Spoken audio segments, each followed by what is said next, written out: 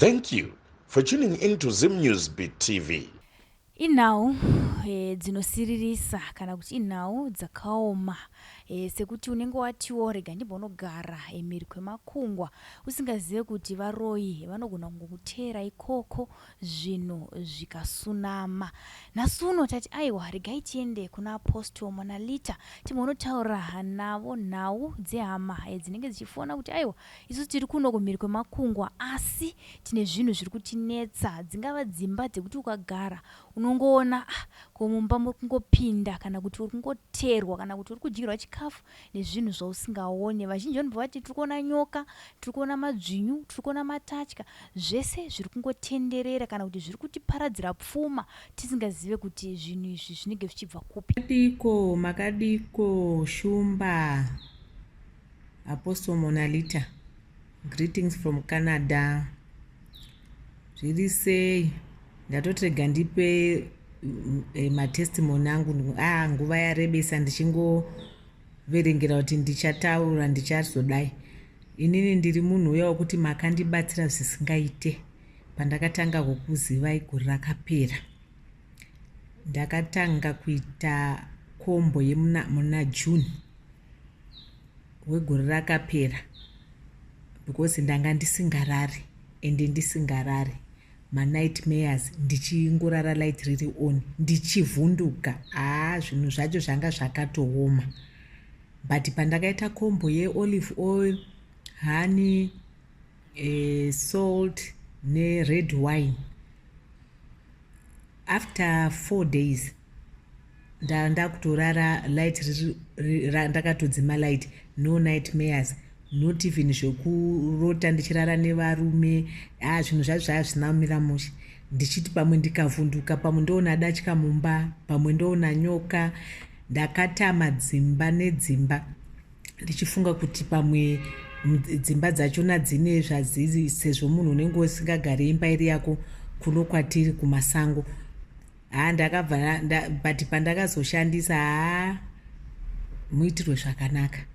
Then pozoita pamwe pacho pekuti pandakashandisa kombo yemalemon ye12 days nesea salt, zvinhu zvachona zvakangovhurika zvezvekuti vari kuita mhiko dzese dzakaipa vakabva vangobuda through kombo iyoyo. Padhei rechi4 ndabva kushandisa kombo iyoyo. Pana akanga arorwawo naex wangu akanditsvaga ndobva afona foni kuseniseni. Ndachikumbira kuti nditaure nemi, musazondigumbukira. Handizoti mama akanzwa here kuti murume wenyu anga azoroora mumukadzi. Ndikati aiwa ndambozvinzwa, handina kana kumbozvinzwa.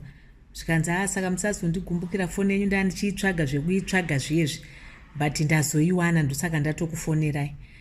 Ndotaura ndikati aiwa taura hako. Ndobva atsanangura zvikanzi maimbogara sei kuna baba.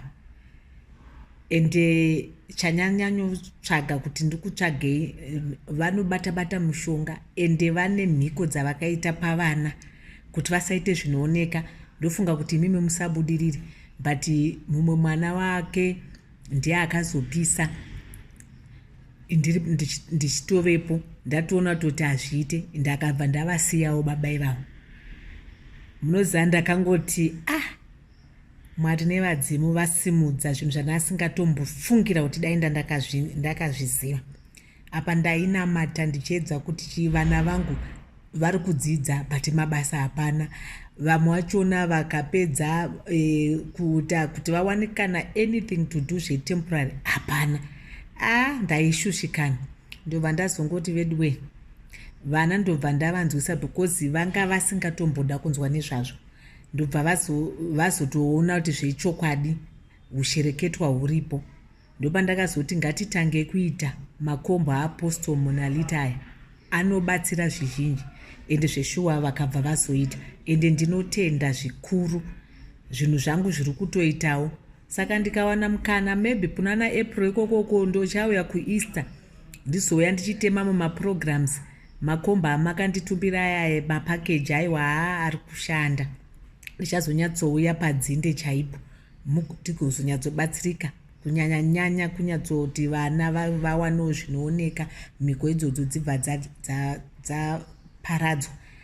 Ndinotenda zvizhinji ndinogona kutozadza bhuku ndichitaura but ipapapa regai ndisarebese vhidhiyo iyi, asi ndinotenda zvizhinji. Rambai muchibatsira vanhu. Mwari nevadzimu vakutungamirirei pamhuri yenyu, vazadzise zvavanoshuvira mukati meupenyu hwenyu. Ndinotenda zvizhinji. Mugare kure nemoto. Vanhuwe, shandisai makomba aApostle Monalita. Musaite zvekunyozera. Inini ndiri munhu wekutanga zveshua ndainyozera ndichingoti shamwari yangu achindoti iwe zvinhu zviedzwa. Pandakazozviedza zveshuwa ndikatoona kuti inga ndatobva mumanhengi muya, ndikatoti asi ndo vanga vakatosunga zvekuti ndirambe ndichingoita mhepo iwaya achidai. Asi ndinotenda nokuti muzodziwa chaiye anotumwa naMwari achiita basa nemwoyo wese. Ndinotenda zvizhinji. Shumba, mugare kure nemoto. Ndatenda zvangu. Bye bye. Sikana sinotati regai tiende kuna Apostle Monalita timbononzwisisa kuti chii chinenge chichimbonyatsoitika mudzimba dzehama dzedu. Apostle makadi? Ndiri pangu Elizabeth, wakadi? Aiwa, ndiri nani. Kuti sei kunoko? Kunoko kuri right. Maroka mabasa aMwari aya ari kufamba zvakadii kunoko? Ari kufamba zvakanaka chaizvo, vanhu vari kusunungurwa. Yes. Tibva tatongotanga netestimony. Pane testimony yachabva kuita manje Apostle yemudzimai yarutaura kuti mbama angu kwaari koko kumhiri kwemakungwa akatama-tamazve.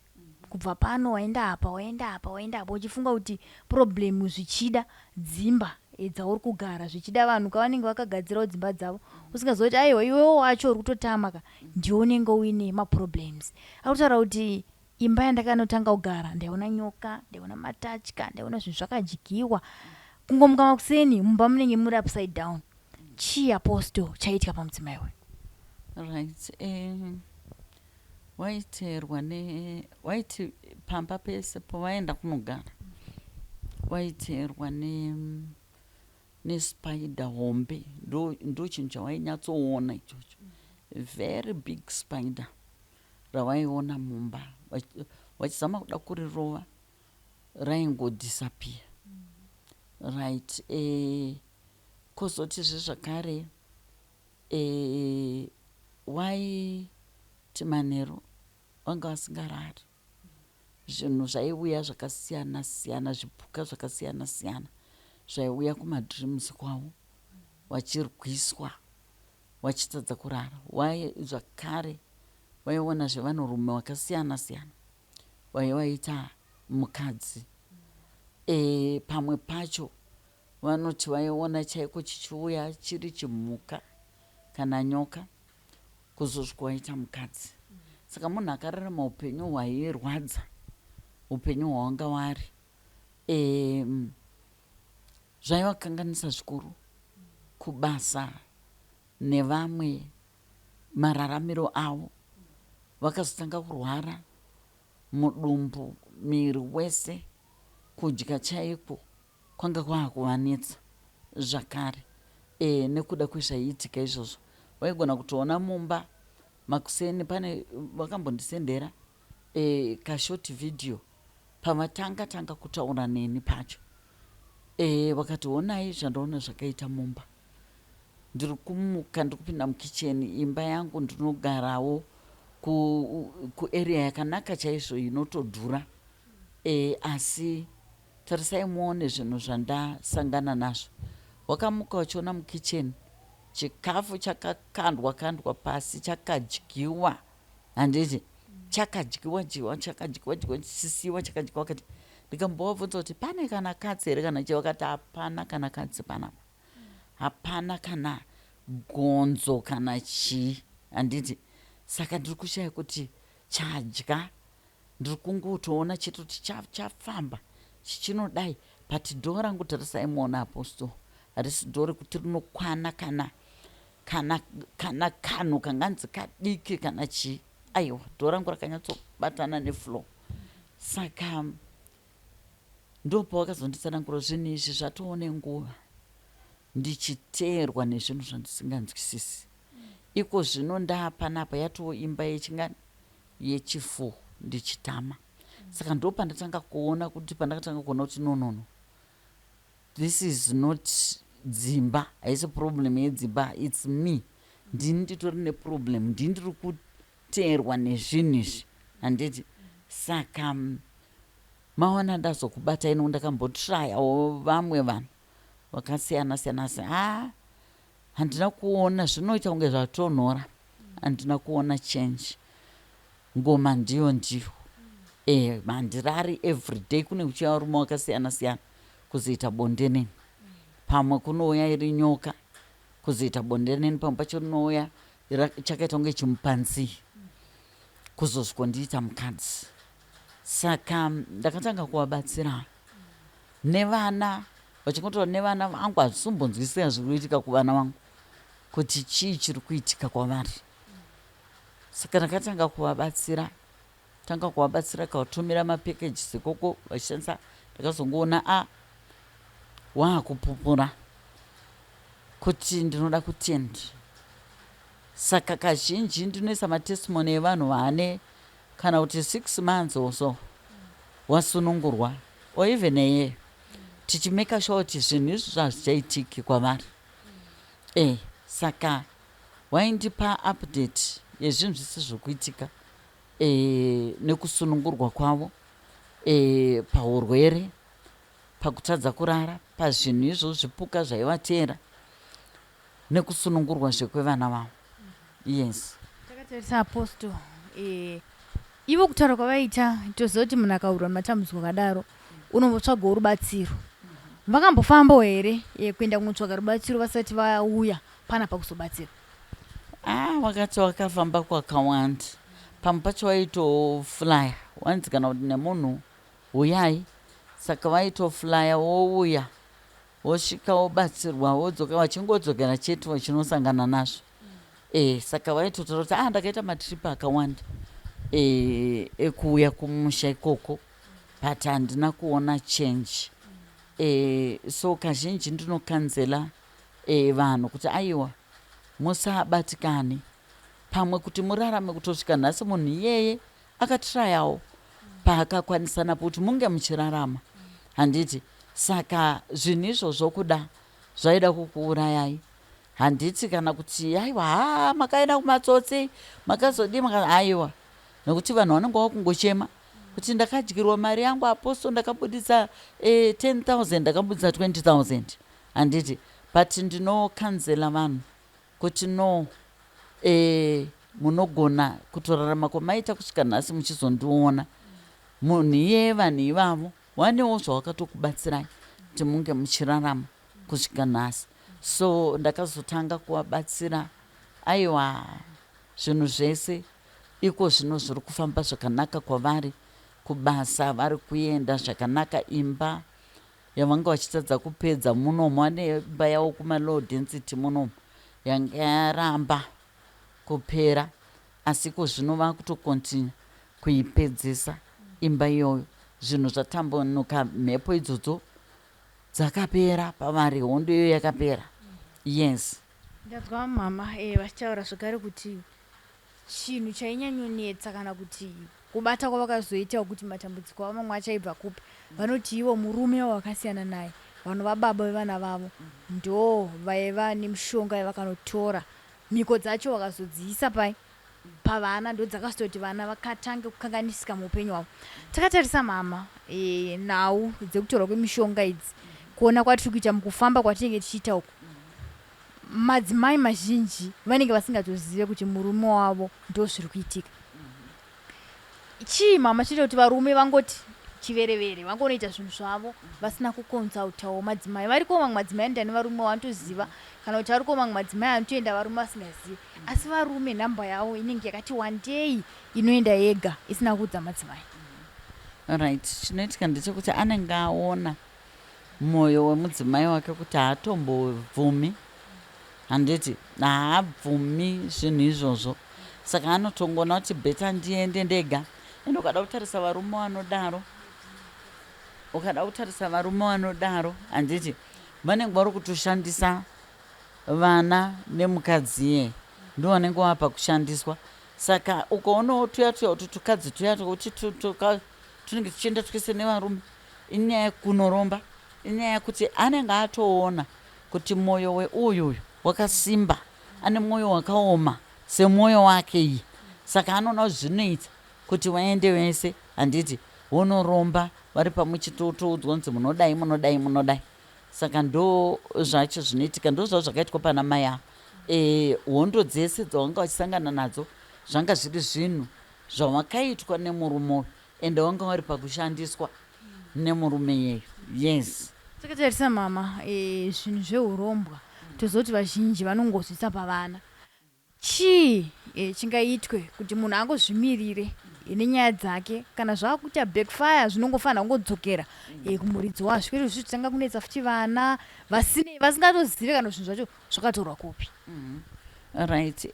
Chinoitika ndechekuti kuti munhu azosarudze kuti pavana vana iva vanenge asingatovadi handiti zvachose, mukadzi anenge asingatomudi zvachose. Saka anoti ivava vandisingada ndoshandisa, nokuti ndikada kuti nditi vamwe vanhu vekunze vachafamba then zvokurumidza kudzoka kwandiri. Saka inini ndinenge ndichingohwanda mukadzi muvana, hapana pavanokurumidza kuti vade kufamba. Kada kutarisa varume ivavo havabvume kuti vakadzi vavo vafambe, vanenge vasingatodi kuzvinzwa, because anenge achiziva kuti mukadzi uyo akatanga kungofamba chete achanoudzwa kuti muroi wenyu wamakagara naye ndiye murume, ndiye ari kukushandisai nevana. Saka hapana paanobvuma kuti unenge uchityei. Matambudziko ari kuvakadzi vanodaro Elizabeth kuti ndiri kushaya kuti murume wangu chii haatombodi kunzwa kuti ndafamba ndatoita zvokutonzvenga. Inyaya yekuti ukazopinda mudare nemunhu iwe unotoona kutoti murume wenyu akaromba kai, wozonzwa akutotaura kuti hamusi kunyeba nekuti pane rumu inogara yakakiwa, iye ndiye anopinda ega chete imomo, handi munoziona. Saka zvinhu izvozvo vanhukadzi ngavazvichenjerere zvakanyanya. Munhu anenge asarudza kuti bheta nditi pamukadzi iye nevana, nekuti ivo vanenge vachingotrust kuti murume wangu dedi, murume wangu dedi, handiti munokuona ndiwo baba wepamba zvakadai. Saka hapanapo, ende inini ndini ndakupa mutemo kuti hapana kufambwa kunoitwa panapa, handiti munokuona. Saka zvinhu zvakadaro izvozvo zvinoda kuti vanhukadzi wangware, wakurumidze kupepuka, waone. Ukada kutarisa nyaya yamai ava, vanotaurawo kuti murume uyu aivashungurudza zvisingaite, aivashungurudza kupedzisira vati aiwa inini enough is enough, kandize neupenyu hwangu. Mai avo vakangoita sevari kubuda kuenda kubasa, watorongedza mbatya dzavo, ubva vangobuda, watotanga kutogara kuzvigarirawo kumwe. Ndo marambana, because vaiti kurambana kwacho kwaitonetsa, because panga pane mathreats unzi ukangondiramba ndinokuuraya zvakadai. Saka wangoita semunhu ari kuenda kubasa, iwo watorongedza zvinhu zvavo, ndo mabvira awakaita. Yes, vanhu havasi kuda kudzidza kana kuti kupinda kana kuti kungozivawo kuti mukurarama mune nhamo, mune matambudziko atinosangana nawo mukurarama. Vari kuda kungojambira pane zvinhu zvakashandwa kare.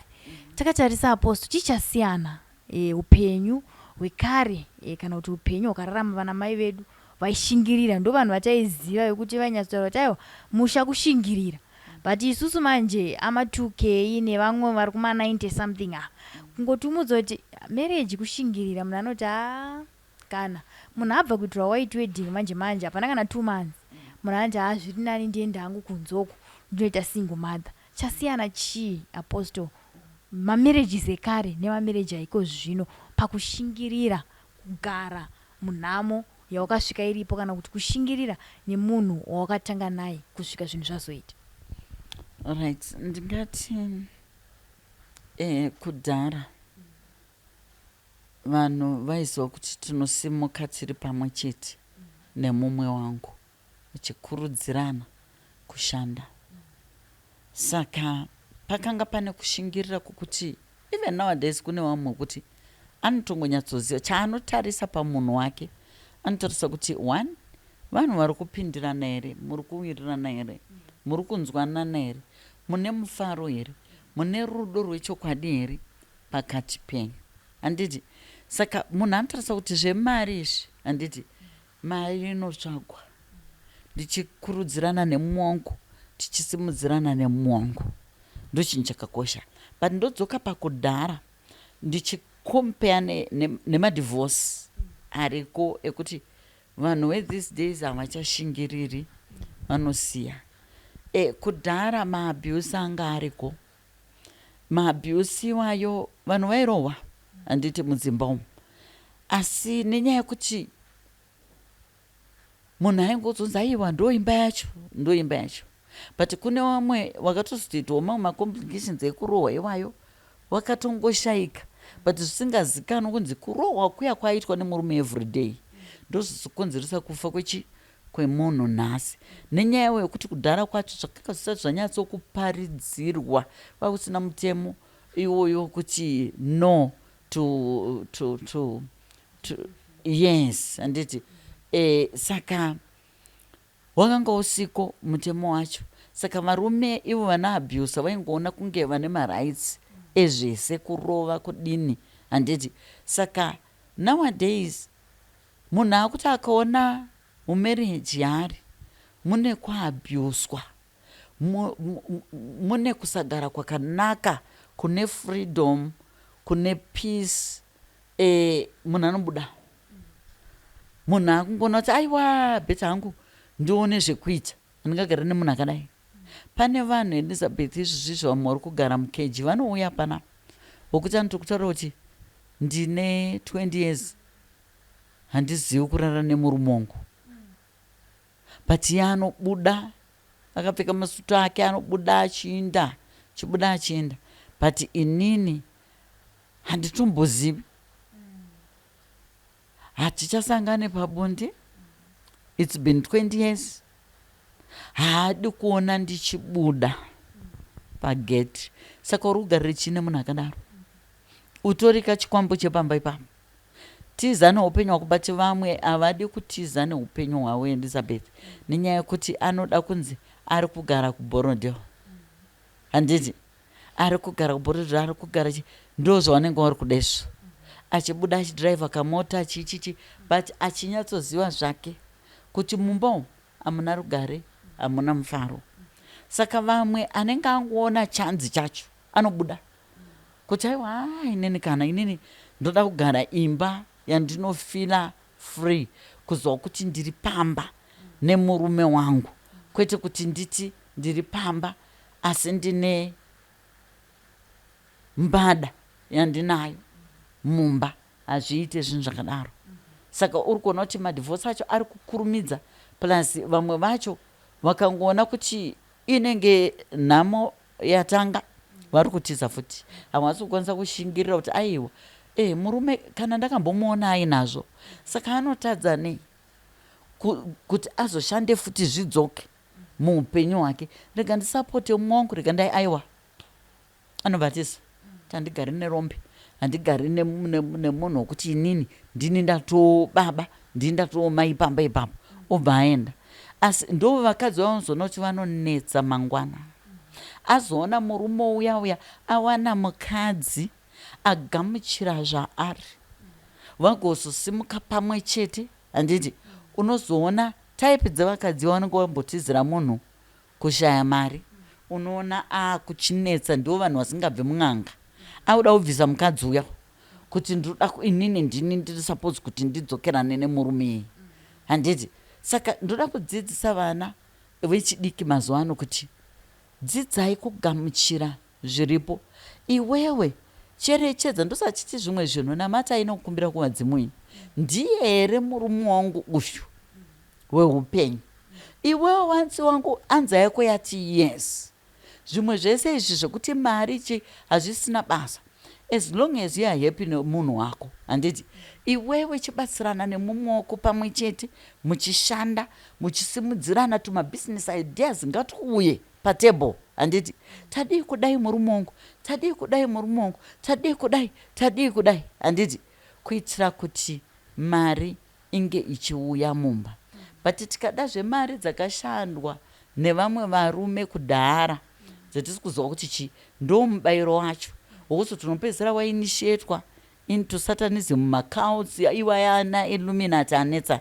Handiti wopedzera wainitiatwa imomo nekuti anenge aona kuti uri kuda zvinhu hausi kuda iye.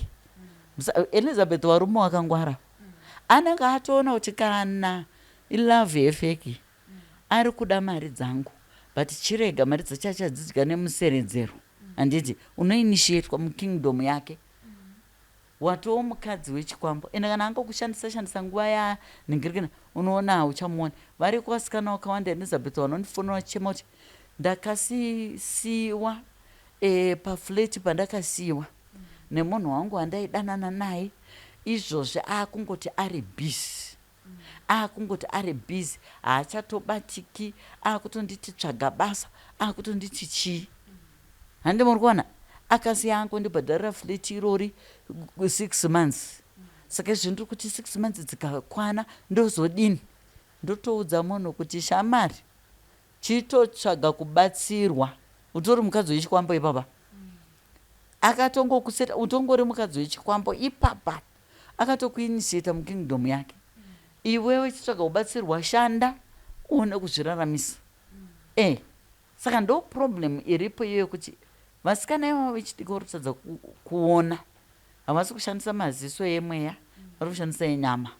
Kuti ari kudhiraivha chimota chakati, ye anozogara kwakati, ye zvakazi, ndo zvinhu, ye ane mabhizinesi akati, ndo zvinhu zvavari kuita izvozvo. Havasi kutarisa upenyu hwavo. Ndosaka uri kuona kuti mafiro ari kuita vasikana vechidiki akanyanya zvisingaite. Mazera yenyu Elizabeth vari kufa nenyaya yekuti vari kunozvipinza muzvinhu zvisizvo. Yes, Tukona apostle kune vanhu vechidiki chaivo vatotaura kuti mamereji anovava aya, mamereji pindai henyu tingorimo taungogarawo tingaite sei, mungachibuda here vanhu vanozoti chii. Ukamubvunzisisa apostle, nyaya inenge ichitaurwa imo ndeyekuti onai iko zvino hakuna murume ari kuda mukadzi asingaende kubasa, tese tabuda taenda kubasa, tadzoka murume anenge akangogara achingoti mapedza here kubika, ndisirewo mvura yekugeza, as if ini ndiri mushini. Wotomubvunza kuti kwarisi basa renyu here naye atetere kuti munofanira kutosvika modzisa mvura kana kuti mobika moita sei. Baba anofanira kubatsira, but zvakawanda zvacho anofanira kuzviita ndiani. Vataiwa tofanira kuchita tese bosi, tese taswira tiri kupi, tiri kubasa. Kune basa here apostle rekuti tese tabva kubasa, tese tashanda. Kune here basa rinonzi aiwa iri basa iri dedhi apostle imbobatewo poto iyi, ini rega inimbogezesawo mwana uyu, kana kuti kubatsirana kwekuti hazvisi zvinofanira kutoita everyday kuti ndiori kubika taakutoisana pamajuti kuti nhasi ndimi uri kubika mangwana ndiniwo, kana kuti panofambiswa sei ipapo, because ndo zvimwe zvezvinhu zviri kuita kuti vanhu vazoti zvemamarriages itai henyu isusu tiri kukundikana. Unyope Elizabeth. Handiti maswera kubasa uko. Handiti iwewe semwana akadzidziswa tsika dzakanaka dzekungoziva kuti mabasa emumba ndaamai. Handitika unotosvika wakutoona murume wako kana ane mwoyo, handitika wokuti no, tese taswera tiri busy, unotomuona auya mukicheni, handiti akutokubatsira, handiti akutokubatsira. Inini panapa chaiko Father Apostle vanozviita kuti wakanyatsoona kuti taswera tiri busy, and umwe wangu atezitenga atoita extra busy. Ndikapinda mukitchen unoona watomo wakutoti mama regai ndimbokuitire recipe yakati, regai ndimbodai, vanogona kubika zvokuti, handiti zvinofadza, handiti zvinhu zvakadaro. Handizi rini ndawati koma uda kutogara pasi uyai tibatsira nekuno kukitchen, aiwa vanogona kunge wakagara kuno kwachitomboona kana news paTV,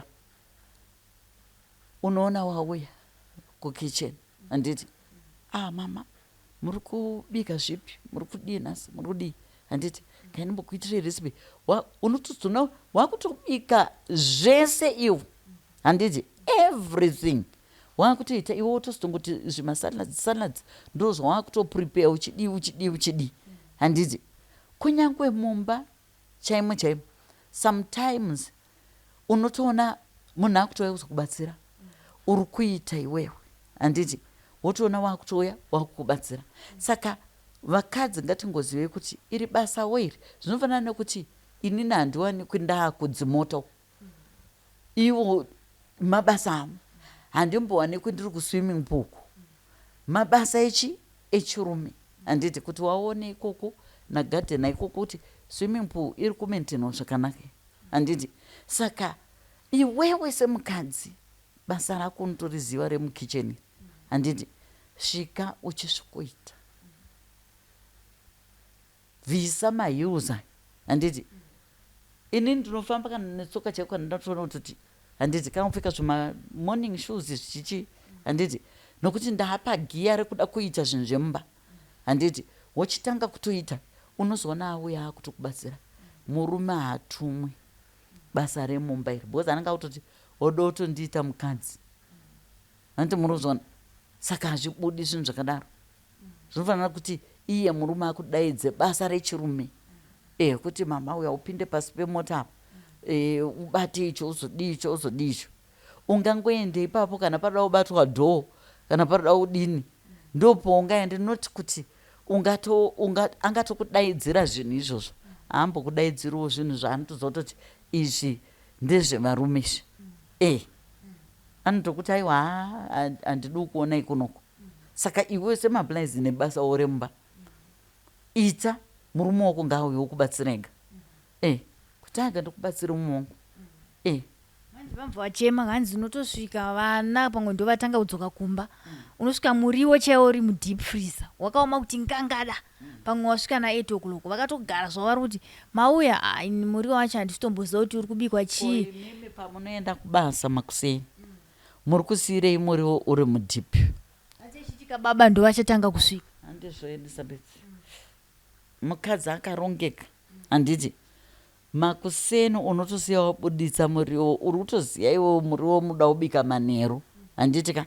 Saka unosiya waubvisa mudeep woisa kana muchiniki chako, muchitapawe chako wakuisa pamusoro, handiti ka, kuitira kuti wabvisa mudeep woisa hako mufriji, handiti kuitira kuti paunodzoka muriwo wako unenge uri redi, kanyama yako iri redi, handiti wakutosvika uchiita sekwete kuti hanzi murume ndiye achasvikobvisa. Chinozoitika kuti usvike manje akachigara anototi mukadzi uya ada kundijairira, ada kutondijairira kuti ona inini ndagezesa vana, ndabuditsa muriwo mudhipi wakutosana kwata kutosanodii, no, handiti muri kuona.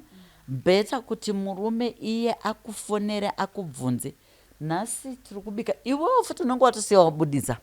Zvandiri kutaura izvozvo, buditsa muriwo mudhipi, unoswera uchidhifuriza, handiti waswera uchidhifuriza, iye kana ari ari kutanga kusvika muriwo wakadhifuriza, unotogona kutoona abika, unogona kutoona atobika, because anenge achitoziva kuti mukadzi wangu atosiya atoseta, handiti zvinhu even zvimwe zvinhu chaiko. Ende vamwe vanhu kana muchiona kuti muri busy, handiti mese munozozorora weekend, handiti kana muri vanhu vekuti right mari dziripo, kwete kuti kamuriwo koumunozoya nakoko, muriwo wenyu uripo chichi, bikai muriwo wenyu newemangwana, kungozwa kuti ngirikeni mangwana tiri kuda chicken, mangwana tiri kuda beef, mangwana ipoku, mangwana hameno whatever zvamuda kuita sei, bikai nhasi manheru, handiti matobika siyai maisa mudhipi, muchidzoka, handiti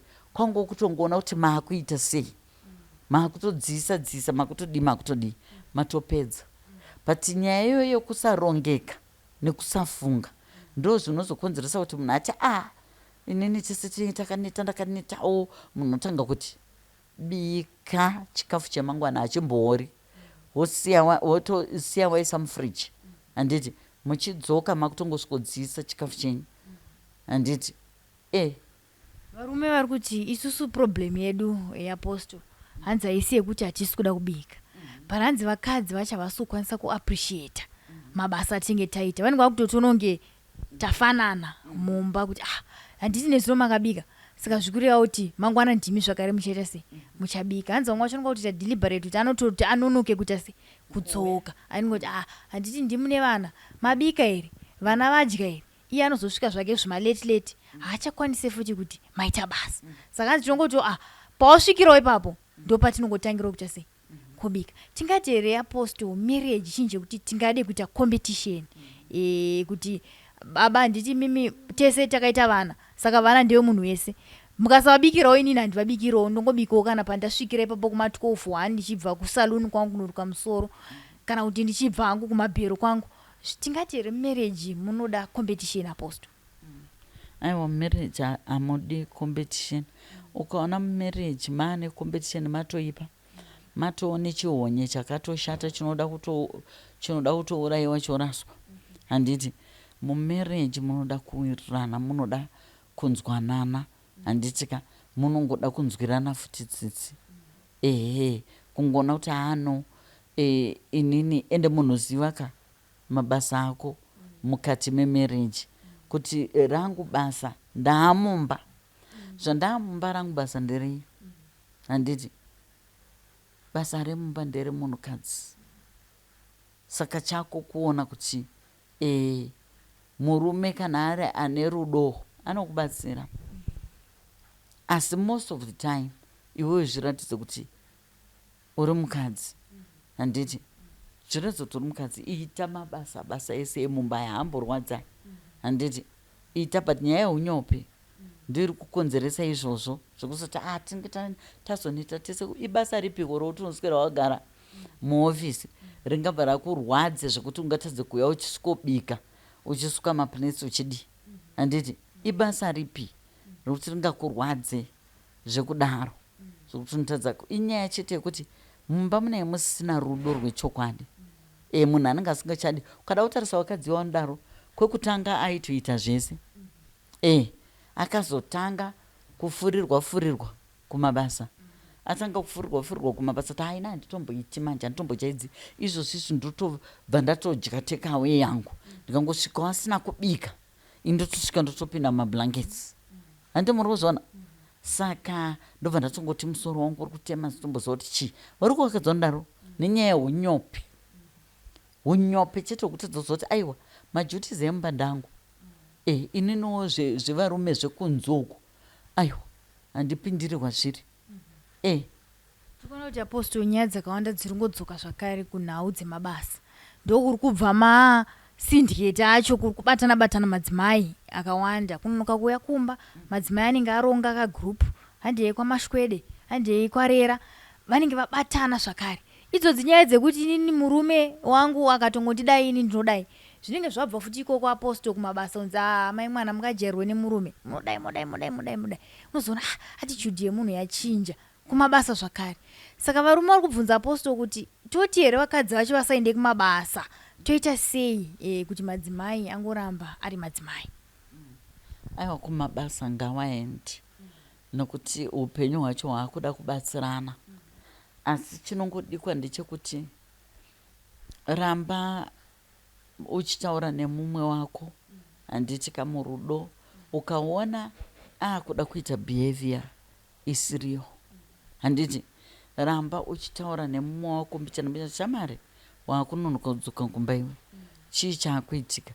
Ende futi kana muri vanhu muri musame town, why can't you pick each other, handiti ende musaite zvekuti kana mukadzi handitika kubasa kwake asiri uya wokuti ari kusvika achikupaka mota, ozongopinda futi zvemumota achaisa na4, ko wai muri kubuda nemota 2 pamba, dropa nai, handiti iwo murume kana uriwo uri kuenda neyako mota, dropa mukadzi pabasa, chimupika iwe wapedza basi, muri kufamba pamwe inga kune vamwe vanhu vakutoti vanotofamba nemakombi vanokomunicate wapedza here vanotozovapo vari kusangana either mukadzi ari kuenda achinotora murume kubasa kwake kana kuti murume ari kunotora mukadzi wakutoenda wese kumakombi zvichinakidza zvinenge but unoona kuti vanhu vanoshanda mutauni mese vanouya nguva dzakasiyana kumba pane pasisina kutomira zvakanaka ipapo pane mumwe arida kumbofara uko nevamwe vanhu handiti ozouya kumba saka zvinofanirwa kuganhurwa zvinhu zvakadaro. Yes, tichida kupendera apostol mashoko enyu takatarisa macouples apostol vari kungonyarara ende tikuona kuti vanhu vakawanda vari kunyanyofa vana vadiki vasati vatomboita kana vana vatatu vanhu ndo vari kunyanyourayana. Mashoko enyu apostol takatarisa nekuumbiridza chivanhu chedu kuti mudzimai angoramba ari mudzimai, vanasikana vazive kuti kutambura marriage kuriko, kufara zvakare marriage kuriko, nekuti iko zvino mashoko awanda apostol ndekuti ini zvikarema ndobaya ndonotangira futi pamberi, tisingazive kuti tinge tichiramba tichicreata maproblems mulife. Vana vanongoramba vachingotambudzika, vachingoramba vachiraiswa nemasingle parent. Mashoko enyu apostol takatarisa nezvese zviri kuitika izvi ndekuti kudii? Right, inini ndoda kuti vabereki ngatidzidzisei vana vedu.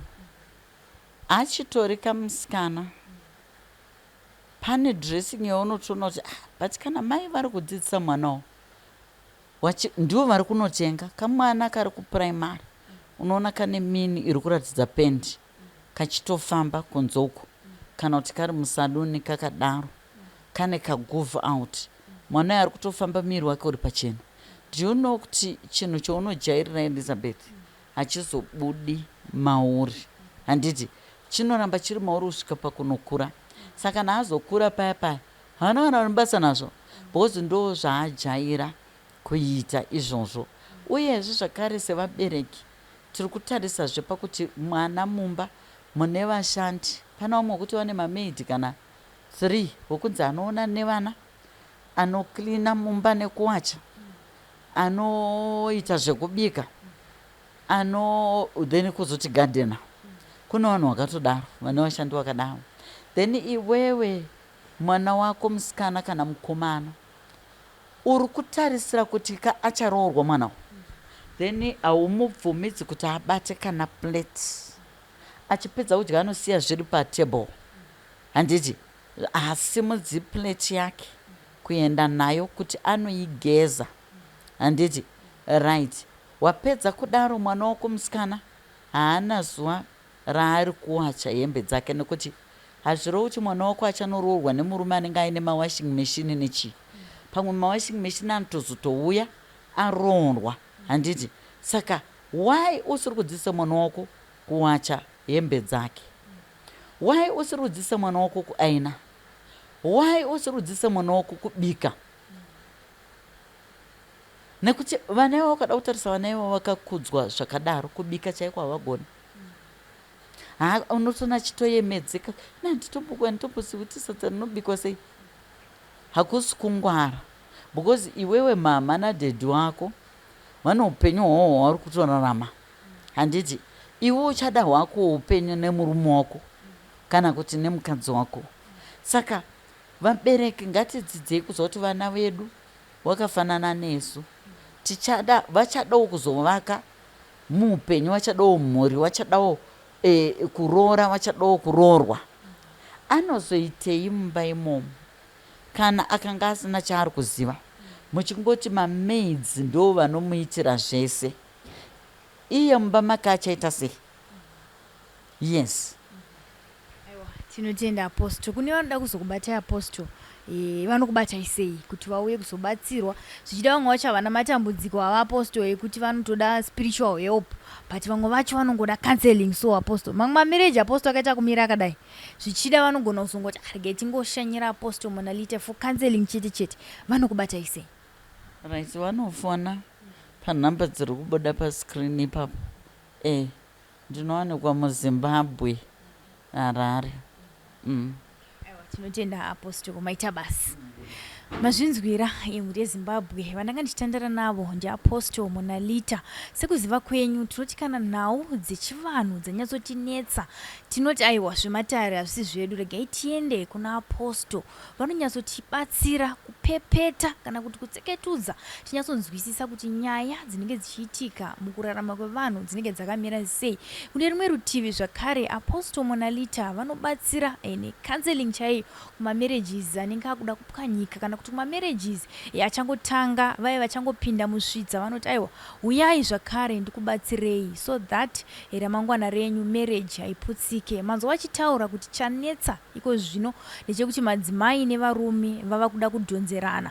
Murume achiti iwewa ungandiite kuti ndibike, mudzimai achiti aiwa ibasa redu tese rekubika, ibasa redu tese rekugesa vana. Asi apostle vari kuti kana zviri zvemumba ibasa rechidzimai, zvepanzoo zvakaita sekugadzira loni, sekugadzira motokari ndiro basa revanhurume. Tisangana zvakare pamamwe maprograms. Zita ndinonzi Elizabeth Nyagwe. Namba dzaapostle monalita ndo dziri kubuda paskrini. Vafonerei mubatsirwe matambudziko apere.